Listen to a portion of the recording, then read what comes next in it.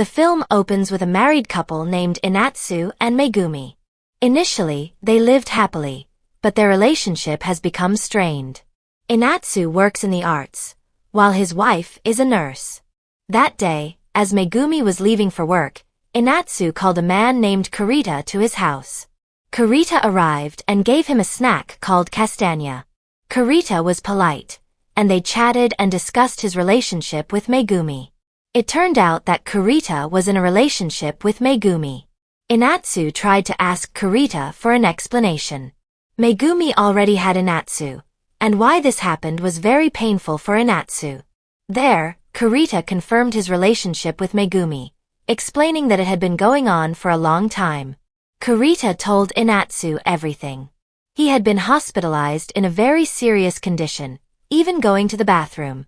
At that time, Megumi was the one who cared for him well. Her touch was truly gentle and encouraged him to recover. As the days went by, they grew closer, sharing their lives. Megumi also said that she hadn't been intimate with Inatsu in a long time, which was why they were close, and Megumi agreed when Kurita asked her to be intimate. Kurita detailed how he and Megumi had been intimate in the hospital. This naturally upset Inatsu, who refused to hear any more of Kurita's stories.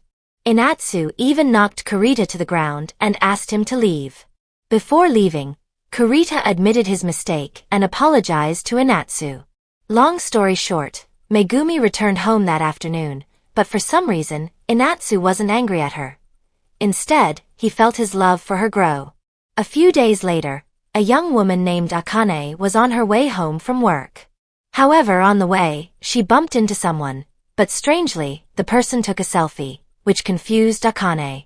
It turned out to be Kurita. Akane offered to take him to the hospital, but Kurita declined and asked her to take him home. They chatted in the car.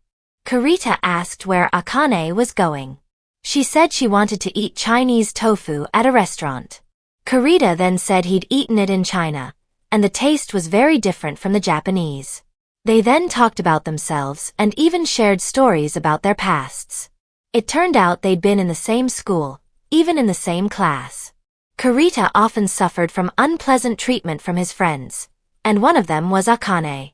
Kurita still remembered the incident, especially when Akane embarrassed him in front of his friends by unzipping his pants. Akane looked panicked and scared, especially since Kurita also said he wanted revenge that day. Kurita wanted to make out with Akane there, and he also said things that made her panic even more.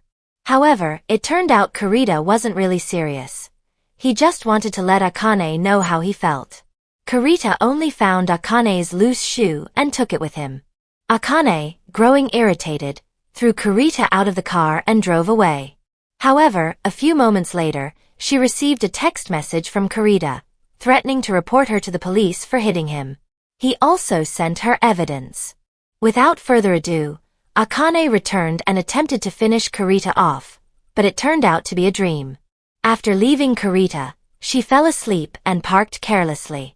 Her husband also arrived, as Akane hadn't answered several calls. They left, but there were still Akane's shoes and the snacks Kurita usually brought. After returning home, Akane cooked the food she had been wanting to try. Recalling the incident, she seemed very enthusiastic and confident. That wasn't the end of Kurita's journey. The story continues with a hungry young girl named Momoko who stops at a ramen shop. Most of the people there are men, but Momoko is the only woman. In another restaurant, there is a man named Ikeyama. He is Momoko's boyfriend. He is seen chatting on the phone. And the person he is talking to turns out to be Kurita.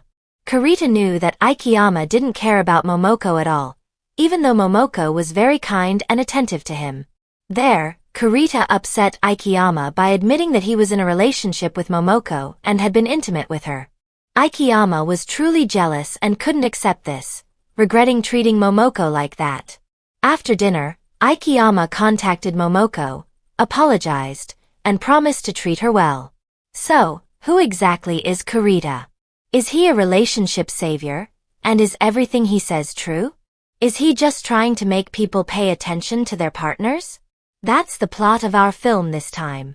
I hope you enjoyed it, and see you again in our next film.